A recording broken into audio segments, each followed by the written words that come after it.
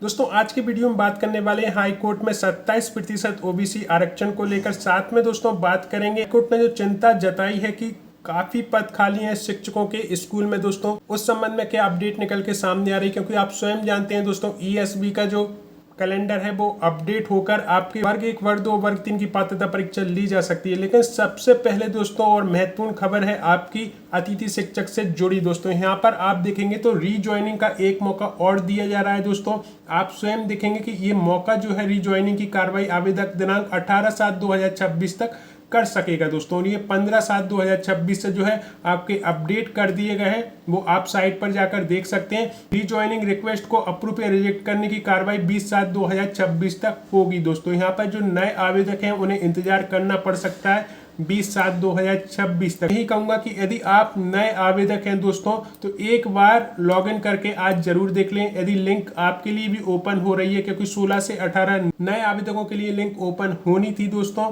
लेकिन फिर जो रीज्वाइनिंग की डेट है वो भी अपडेट कर दी गई है दोस्तों। तो एक बार आप लॉगिन करके जरूर देखें। यदि वहां पर ऑप्शन बन रहा है आपका तो आप चॉइस फिलिंग जरूर करें। यदि ऑप्शन नहीं बन रहा है तो ये आपको कंफर्म हो जाएगा कि जो ऑप्शन है वो 20/7/2026 के बाद ही अब आपका बनेगा। दोस्तों इस संबंध में आप जैसे ही महत्वपूर्ण लिंक पर क्लिक करेंगे, जैसे अतिथि शिक्षक हेतु रिक्तियां, जिलेवार अतिथि शिक्षक हेतु रिक्तियां, ब्लॉक बार अतिथि शिक्षक हेतु रिक्तियां, पैनल वाइज, तो यहाँ पर आप जैसे ही क्लिक करेंगे तो ये आपके सामने ओपन हो जाएंगी।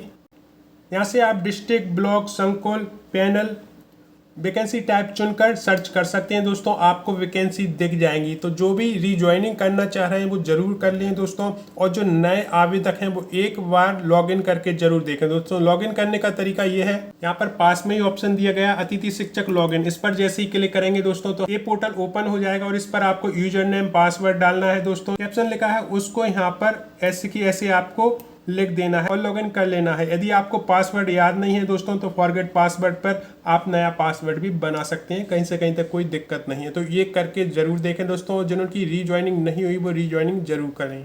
अब दोस्तों जैसे आप देख रहे हैं आज भी विशेष बेंच के समक्ष 2:30 बजे से जारी रहेगी सुनवाई। ओबीसी आरक्षण, कुल आरक्षण की 50% सीमा पर केंद्रित रही बहस।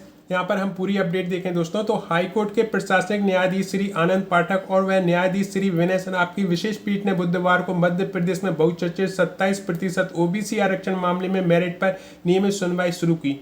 पहले दिन आरक्षण बढ़ाने के निर्णय को चुनौती देने वाली याचिकाओं की ओर से सुप्रीम कोर्ट के वरिष्ठ अधिवक्ता अमन लेखी ने पक्ष रखा। उन्होंने दलील दी है कि ओबीसी आरक्षण को 14% से बढ़ाकर 27% किए जाने से आरक्षण की 50% संवैधानिक सीमा का उल्लंघन होता है। विस्तृत बहस पूरी नहीं हो सकी। विशेष पीठ ने मामले की अगली सुनवाई आज गुरुवार दोपहर 2:30 बजे निर्धारित है। विशेष पीठ के समक्ष वर्ष 2019 में राज्य सरकार द्वारा ओबीसी आरक्षण 14% से बढ़ाकर 27% किए जाने के निर्णय को चुनौती देने वाली 91 याचिकाओं पर प्रतिदिन सुनवाई हो रही है। बुधवार को वरिष्ठ अधिवक्ता श्री अमन लेखी ने संविधान प्रावधानों और सुप्रीम कोर्ट के विभिन्न निर्णयों का हवाला देते हुए कहा कि 27% ओबीसी आरक्षण लागू होने से कुल आरक्षण 50% की निर्धारित सीमा से अधिक हो जाता है। उन्होंने दलील दी है कि गुरुवार को भी जारी रहेगी। उल्लेखनीय है कि यह विवाद पिछले 7 वर्षों से न्यायिक विचाराधीन है। सुप्रीम कोर्ट से वापस आने के बाद हाईकोर्ट की विशेष पीठ इन मामले की नियमित सुनवाई कर रही है। हाईकोर्ट के अंतरिम आदेशों के कारण प्रदेश के अनेक सरकारी भर्ती प्रक्रिया में 27% ओबीसी आरक्षण का लाभ फिलहाल लागू नहीं हो सका है। इसलिए इस मामले में अंतिम निर्णय पर लाखों अभ्यर्थी और राज्य सरकार दोनों की निगाहें टिकी हैं। दोस्तों होल्ड किए गए ओबीसी आरक्षण में से दोस्तों वहां पर वो 13% पद हर एक भर्ती में होल्ड होते चले गए। शिक्षक भर्ती में भी होल्ड होते चले गए। दोस्तों यदि ये डिसीजन आता है तो आपकी वेटिंग वहीं से क्लियर हो जाएगी दोस्तों, और आप एक शिक्षक बन पाएंगे, आपको ज्वाइनिंग मिल पाएगी। दोस्तों ये कितना महत्वपूर्ण है आपके लिए दोस्तों, आपसे बेहतर और कोई नहीं समझ सकता दोस्तों। तो बहुत जल्दी जो है इस पर निर्णय आ सकता है, क्योंकि अब रोज ही इस पर सुनवाई होगी दोस्तों। पक्ष और विपक्ष दोनों ही सुनने के बाद माननीय जो हाई कोर्ट है बहुत जल्दी जो है निर्णय इस पर दे सकते हैं दोस्तों, जिससे कि आप सभी को लाभ मिलेगा। आप इस विषय में क्या सोचते हैं कमेंट बॉक्स में अपनी राय जरूर रखें।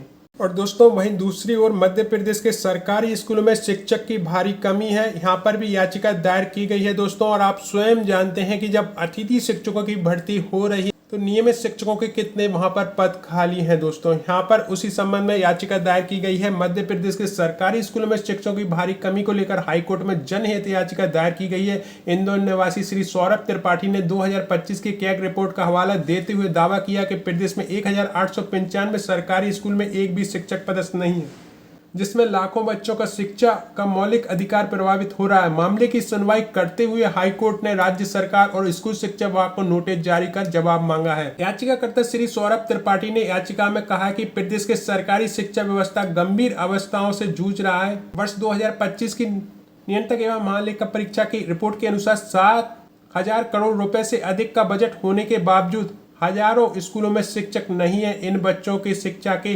संवैधानिक अधिकार का उल्लंघन हो रहा है। प्राथमिक सुनवाई के बाद हाईकोर्ट ने राज्य सरकार और शिक्षा विभाग को नोटिस जारी कर जवाब प्रस्तुत करने के निर्देश दिए हैं। यहाँ पर आप देखेंगे हाईकोर्ट ने सरकार और शिक्षा विभाग को भेजा नोटिस। मामले की सुनवाई chief justice Shri Vivek Russia और जस्टिस श्री प्रदीप मित्तल की डिवीजन बेंच ने की। अदालत ने प्रथम दृष्टया मामले को गंभीर मानते हुए राज्य सरकार और संबंधित अधिकारियों को नोटिस जारी कर जवाब तलब किया है। सरकार ने शिक्षा नियुक्ति बजट के उपयोग और कैग रिपोर्ट में उठाए गए मुद्दों पर विस्तृत जवाब मांगा गया है। परीक्षा परिणाम पर भी पड़ रहा है असर।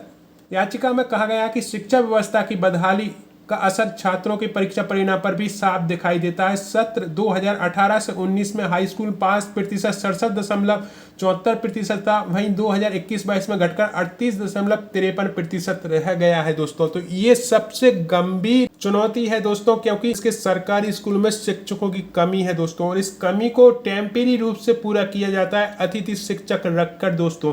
यहाँ पर अतिथि शिक्षक जो है वो अपनी मेहनत से अच्छा रिजल्ट लाते हैं दोस्तों, लेकिन इसका स्थायी समाधान यही है कि नियमित भर्ती में ज्यादा से ज्यादा पद लाए जाए दोस्तों। ऐसा नहीं है कि जितने पद निकाले जाते हैं उतने कैंडिडेट नहीं मिलते हैं, उससे ज्यादा कैंडिडेट मिलते हैं दोस्तों। यहाँ पर होता ही है कि कम पद स्वीकृत किए जाते हैं और इसके लिए लगातार जो है आवाज भी उठाई जाती है, ज्ञापन भी दिए जाते हैं नियम अनुसार दोस्तों, और सभी को इससे अवगत कराया जाता है।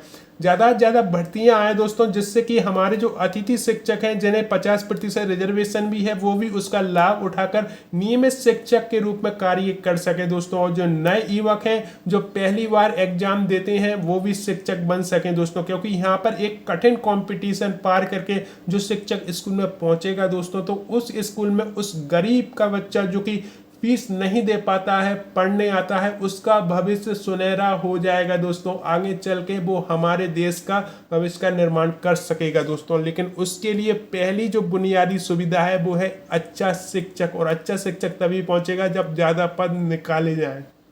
इस विषय में आप क्या सोचते हैं, कमेंट बॉक्स में अपनी राय जरूर रखें दोस्तों। ये थी आज की कुछ अपडेटें। आपको मेरी मेहनत अच्छी लगी हो तो वीडियो को लाइक और शेयर जरूर करें, और जिन भाई बहनों ने अभी तक हमारा चैनल सब्सक्राइब नहीं किया है प्लीज़ सब्सक्राइब करें, क्योंकि अक्सर ऐसे वीडियो में लाता रहता हूँ। आपने इस वीडियो को देखने के लिए इतना कीमती समय दिया उसके लिए दिल से धन्यवाद।